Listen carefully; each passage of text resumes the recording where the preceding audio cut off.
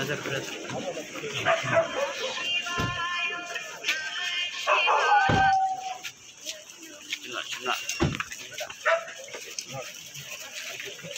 మర్చిపోయారా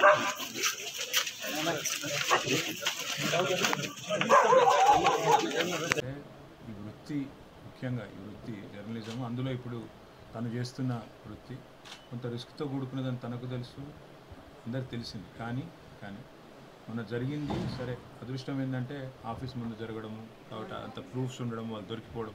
ఇప్పుడైతే వాళ్ళు సాహసం చేయరు, ఎందుకంటే ఒకసారి ఇంత ఇన్సిడెంట్ అయ్యి రాష్ట్రం అంతా కాదు బిడ్డ, నేను అదే చెప్తున్నాను. ఇంకోసారి కాదు, ఎందుకు కాదంటే ఇక వాళ్ళకి తెలిసిపోయింది. వాళ్ళు ఇప్పుడు కుర్తిలో పడి ఎలకలెక్కున్నది వాళ్ళ పరిస్థితి. వాళ్ళకి అర్థమైంది రేవంత్ రెడ్డి మనుషులే మొత్తం చేసిండ్రు, ప్రభుత్వమే చేయించింది, కాంగ్రెస్ ప్రభుత్వమే చేయించింది, శంకర్ మీద పగబట్టింది అనేది వాళ్ళ రాష్ట్రంలోని ప్రతి మనిషికి తెలిసిపోయింది.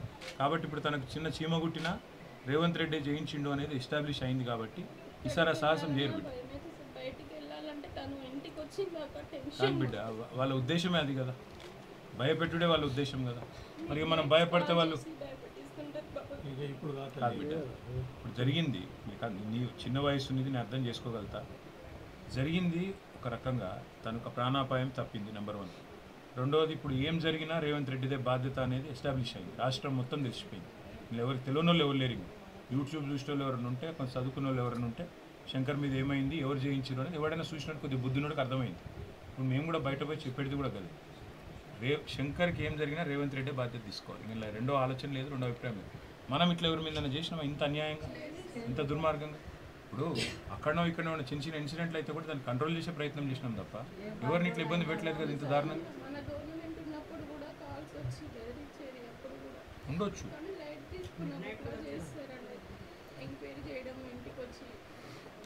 ఇది మరీ క్రిమినల్ వ్యవహారం, డైరెక్ట్ హత్యాప్రత్యయం తెలియదు, హత్యాయత్నమే చేసిండ్రు.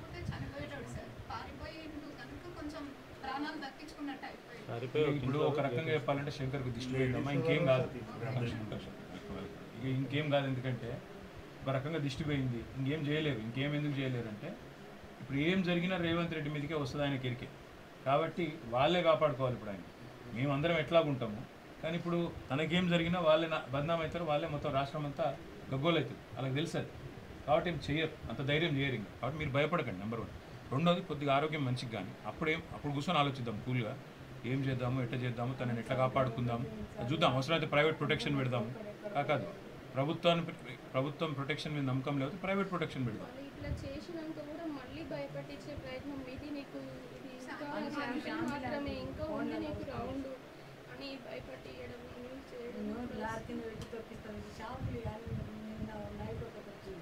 ఎవరు చేసి ఫోన్ చేసినా మెసేజ్ మీరు ఆ ఫోన్ నెంబర్లు అంతా మాకు ఇవ్వండి, పోలీస్ దగ్గర నేను తీసుకొని పోతాను. ఎట్లా చేస్తారు? ఇట్లా ఆవిడ ఎవడో ఫోన్ నెంబర్ అయితే తీయాలి కదా. ఏ ఫోన్లోకి వెళ్ళి వచ్చినాయి, ఎళ్ళకెళ్ళి ఫోన్ చేస్తున్నారు కామెంట్లా అదంటే అందులో అనానిమిటీ ఉంటుంది కదా తల్లి. అందులో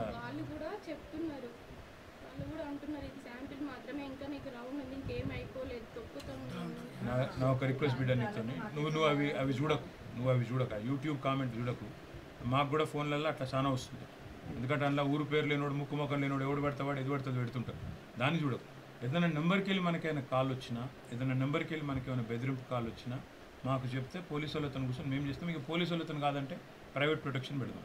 రెండోది, నీ పిల్లల గురించి కానీ ఇంకోటి గురించి కానీ టెన్షన్ పడకు, మళ్ళీ మాట్లాడదాం. ఇంతమందిలో నేను మాట్లాడను కానీ మళ్ళీ కూర్చొని మాట్లాడదాము. తను చేసే వృత్తి ఎట్లాంటిదంటే కొంత రిస్క్తో కూడుకున్న వృత్తి. కానీ ఇప్పుడు జరిగింది ఒక రకంగా దిష్టి పోయింది, ఇంకేం కాదు. ఇంక భవిష్యత్తు నువ్వు భయపడకు. నువ్వు పిల్లలు భయపడకపోతే తను ధైర్యంగా ఉంటాడు, నువ్వు భయపడితే తను కూడా ఇది అవుతాడు కదా.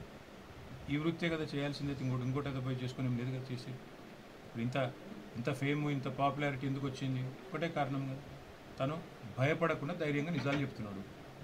మరి ఇక తను చేసే పనిని వాళ్ళు భయపడటానికి వాళ్ళు ఇవ్వటి ఇవన్నీ.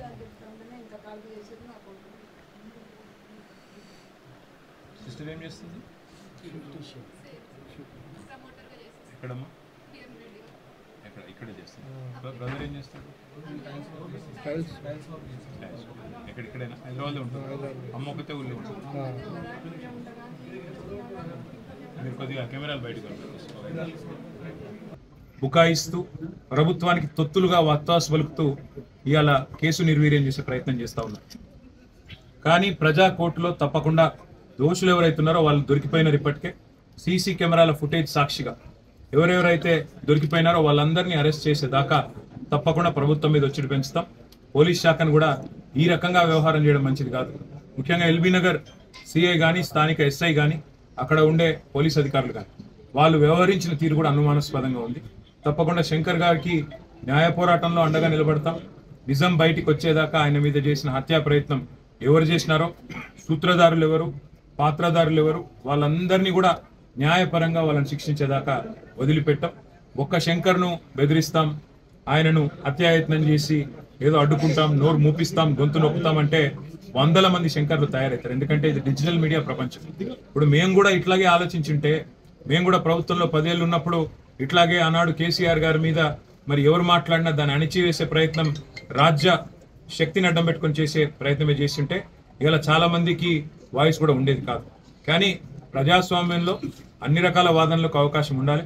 అన్ని వాదనలు విన్న తర్వాత ప్రజలు తీర్పు ఇవ్వాలి. కాబట్టి ఆనాడు ఏనాడు కూడా మేము ఇట్లాంటి రాజ్యహింసను కానీ ఇట్లాంటి భౌతిక దాడులను కానీ మేము ప్రోత్సహించలేదు.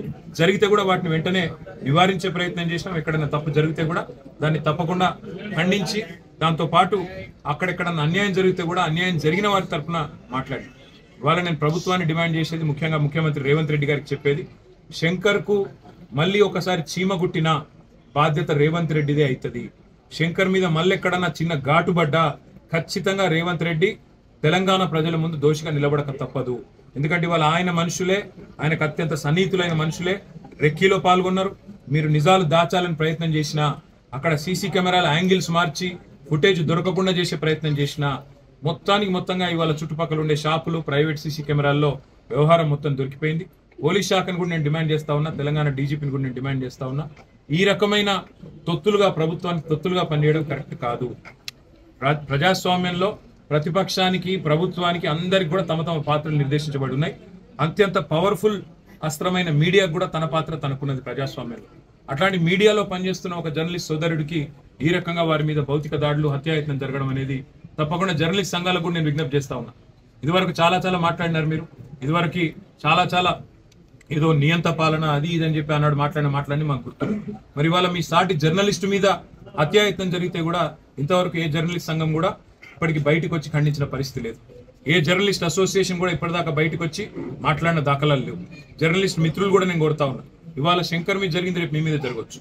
మీరు ఒకవేళ ప్రభుత్వాన్ని ప్రశ్నిస్తే మీ గొంతు నొక్కడానికి, మిమ్మల్ని ఇవాళ పూర్తి స్థాయిలో అణిచివేయడానికి జరుగుతున్న ఈ ప్రయత్నంలో మీరు నోరు విప్పకపోతే, మీరు గొంతు పెగిల్చకపోతే రేపు ఈ ప్రమాదం మీకు కూడా వస్తుందనే మాట గుర్తు చేస్తూ రేవంత్ రెడ్డి గారికి మళ్ళీ నేను చెప్తా ఉన్నా, శంకర్కి మళ్ళొక్కసారి ఏం జరిగినా, చీమగుట్టినా, ఘాటుబడ్డా మీదే బాధ్యత అవుతుంది. ముఖ్యంగా రేవంత్ రెడ్డిదే వ్యక్తిగతమైన బాధ్యత అవుతుంది. ఇవాళ ప్రజాస్వామ్యంలో ప్రశ్నించే గొంతుని ఎవరు నొక్కే ప్రయత్నం చేసినా తప్పకుండా వారికి మేము అండగా ఉంటాం. అదే మాదిరిగా న్యాయ వ్యవస్థలో కూడా న్యాయపరంగా కూడా జరగాల్సిన పోరాటం జరగాల్సిందే. అదేవిధంగా హత్యాయత్నం జరిగితే ఈ కేసును నిర్వీర్యం చేసే పోలీస్ యంత్రాంగ ప్రయత్నం ఏదైతుందో దీన్ని కూడా తప్పకుండా మేము సీరియస్ గా ప్రధాన ప్రతిపక్షంగా టేకప్ చేస్తాం. ఇవాళ ఇంకా ఇప్పుడే చెప్తా ఉన్నారు, శంకర్ గారు తల్లి గారు కూడా చెప్తా ఉన్నారు, బెదిరింపు కాల్స్ వస్తున్నాయని చెప్తున్నారు, బెదిరింపు మెసేజ్లు వస్తున్నాయని చెప్తున్నారు. ఇవన్నింటి విషయంలో నేను పోలీస్ శాఖను కూడా కోరుతా ఉన్నా. మరి ఒక నిర్భీతిగా కొట్లాడుతున్న ఒక జర్నలిస్ట్ కు రక్షణ కల్పించాల్సిన బాధ్యత మీ మీద ఉంది. మీకు చేత కాదు, మేము ఇవ్వలేము అంటే ప్రైవేట్ ప్రొటెక్షన్ కూడా తప్పకుండా ఏర్పాటు చేసుకునే సత్తా మాకుంది. కానీ ఈ రకంగా మీరు ప్రభుత్వానికి తొత్తులుగా మారి పూర్తి స్థాయిలో ప్రభుత్వానికి వాళ్ళ అడుగులకు మడుగులొత్తే విధంగా వ్యవహారం చేయడం మాత్రం పోలీసులకు మంచిది కాదనే మాట కూడా చెబుతూ, న్యాయ పోరాటము తప్పదు, ప్రజాకోర్టులో కూడా పోరాటం తప్పదు.